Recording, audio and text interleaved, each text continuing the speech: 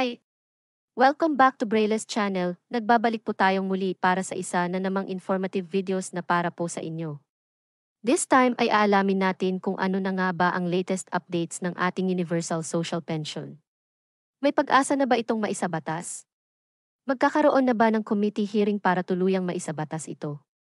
Ang lahat ng ito ay ating ibabahagi sa inyo, but before po tayo mag-start sa ating topic, kung bago ka pa lang sa aking channel, please do kindly subscribe, like, and share. Na din sa ating mga kaibigan, kaanak o kapwa po natin pensioners at please do share na din po sa ating mga social media accounts para mas marami pa ang makaalam. With no further ado, let's begin na po sa ating topic. The latest update. Universal National Social Pension. Ano na ang latest update as of February 1 of year 2025? Buong detalye alamin, ano na nga ba ang latest updates sa ating Universal Social Pension? Sa mga nag-aabang, alamin natin ang latest updates nito.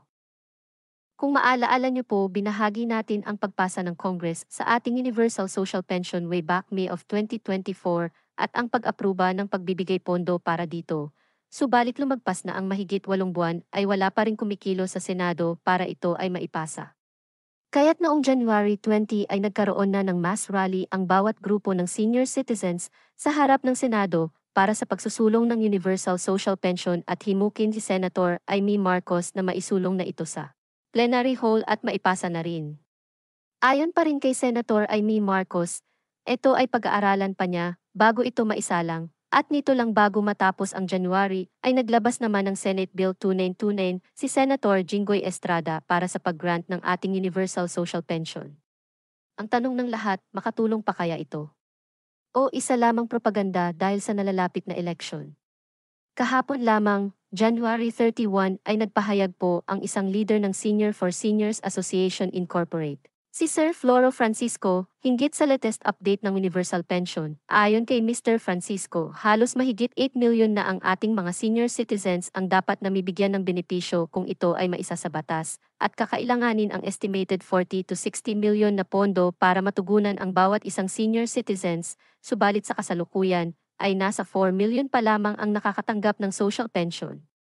Halos kalahati lamang ang nabibigyan ngayon ng benepisyo na dapat ay para sa lahat ng senior citizens. Ayon pa kay Sir Francisco, kung ang ibang dayuhan ay nabibigyan ng pansin ng Senado, bakit hindi nila mabigyan ng pansin ang ating Universal Social Pension na higit na kailangan ng kanilang mga senior citizens? Ayon pa rin kay Sir Francisco, ilang beses na rin nilang inilalapit ito kay Senator Amy Marcos, subalit ang laging sinasabi nito ay walang pondo. Ang nakakapagtaka lamang dahil nabigyan na po ito ng appropriations ng Congress, ibig sabihin ay may pondo ng ilalaan para dito, bakit hindi pa rin maisulong? Ngayon ay simula na ng February 1, meron na lamang po tayo hanggang sa February 7 para maisulong ito sa Senado bago pa matapos ang 19th Congress, kung ito ay hindi maihabol. Babalik pong muli ang ating Universal Pension sa zero at kailangan na namang i-reapply ito sa Congress at Senado. So babalik na naman po tayo sa simula. Napakalungkot kung ito po ay mangyayari. Ipanalangin po natin na mabigyan na ito ng pansin ni Senator Amy Marcos na sa ngayon ay tumatakbo bilang senador ng ating bansa. Malaking ambag ang ating mga senior citizens sa bilang ng ating boto.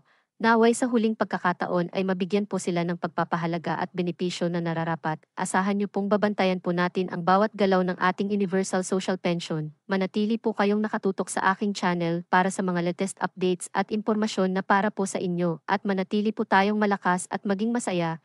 Health is wealth.